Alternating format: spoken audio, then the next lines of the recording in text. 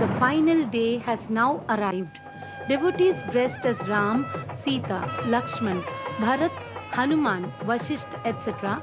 now sit in the decorated rath, carrying the idols and Ram Padukas. On its way to the ashram at Chengotukonam, touching receptions are offered by people for the Ram Paduka Gosha Yatra at many points along the route. The real Hanuman has already reached its destination. As the deities approach his abode, Swamiji runs out to receive them.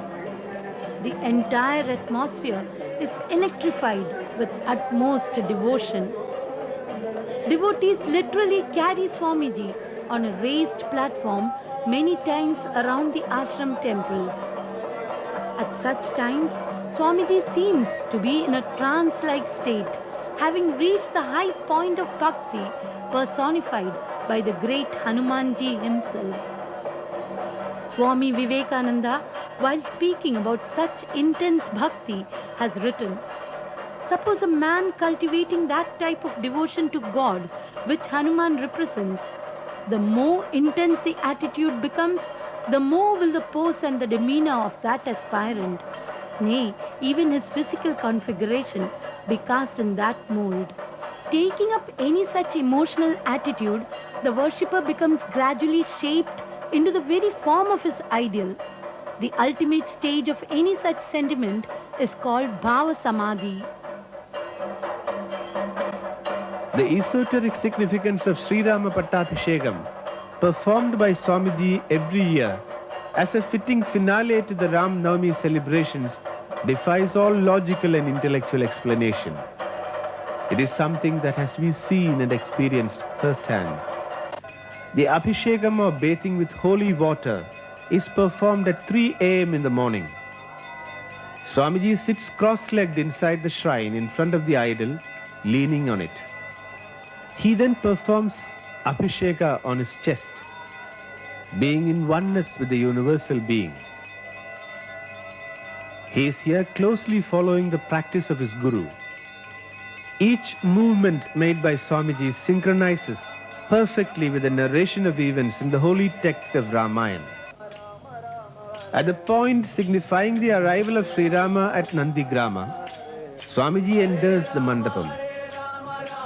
Sri Rama's journey then to Alakapuri to pay obeisance to sage Vasishtha coincides with Swamiji's puja at Gurupada's shrine. Just as sage Vasishtha asked Sri Ram to be seated, Swamiji too takes his seat before the picture of his Guru. Emerging from the shrine with a graceful smile on his face, Swamiji listens to the requests made by the relatives and others to Lord Rama to protect Ayodhya. Arriving at the shrine of Sri Rama, Swamiji performs Atma Pradakshina. As he sits on the steps, the mudras and gestures of Swamiji reveal the sequence of events being recited. At the point of coronation, Swamiji sits cross-legged on the ankle of his folded legs. He then puts on the specially prepared white garland made of fresh jasmine flowers around his neck. When the Pattabhishekam portion is recited, Swamiji performs Abhisheka on himself. Having reached the Atma Rama state, Swamiji's appearance now undergoes a great transformation. What the onlooker sees then is the royal splendor and dignity of Lord Rama himself. It is one of the rarest of rare moments, the imperishable, invaluable and most auspicious moment of Abhisheka. After Abhisheka, taking the camphor lamp in his left palm, Swamiji showers flowers on himself as the lines describing the Pushpa Vrishti of the celestial beings are read out. As the reader comes to the portion of Sita Devi offering Sri Hanuman the priceless necklace, a sudden change of expression comes over Swamiji. We now see before us Lord Anjaneya himself.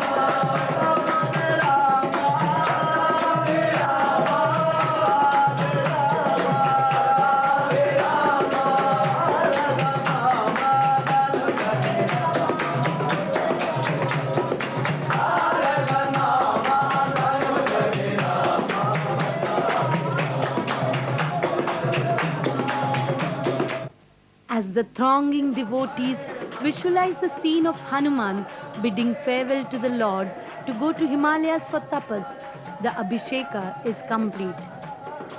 With Karpura Deepam in the left hand, Swamiji then goes to every devotee standing around and puts vibhuti on every forehead.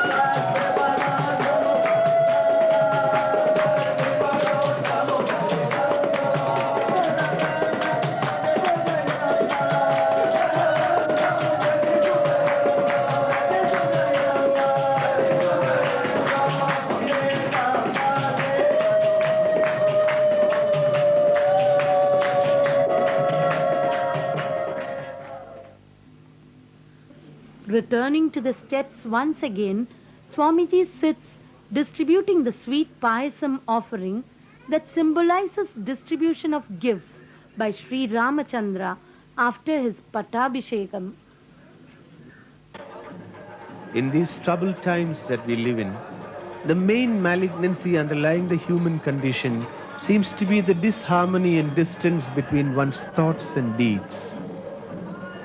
All good religions basically teach us ways and means to get rid of this schism in our being. It is what is good for the soul that the heart, mind and intellect must think at all times. And what thoughts emanate through such dharmic sadhana from the soul must at once be translated into good actions by our hands, legs and speech. Hey Ram is not a mantra to be uttered only at the time of one's death. As Mahatma Gandhi has himself put it, Ramanama is a matter of the heart, where speech and the mind are not in harmony with each other. Mere speech is falsehood, no more than pretense or play of words. Hanuman broke open the beads of the necklace, which Sita gave him as a gift, wanting to see whether they were inscribed with Rama's name.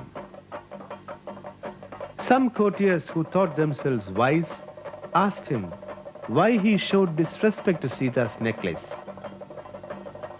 Hanuman's reply was that if the beads were not inscribed with Rama's name inside, then every necklace given to him by Sita was a burden to him. The wise courtiers thereupon smilingly asked him if Rama's name was inscribed in his heart. Hanuman drew out his knife and cutting open his chest said, "Now look inside. Tell me if you see anything else there except Rama's name." The courtiers felt ashamed. Flowers rained on Hanuman from the sky, and from that day Hanuman's name is always invoked when Rama's story is recited. Well, here is one such Hanuman living right among us, and if we do not recognize him still, the problem is entirely ours. Jai Sita Ram.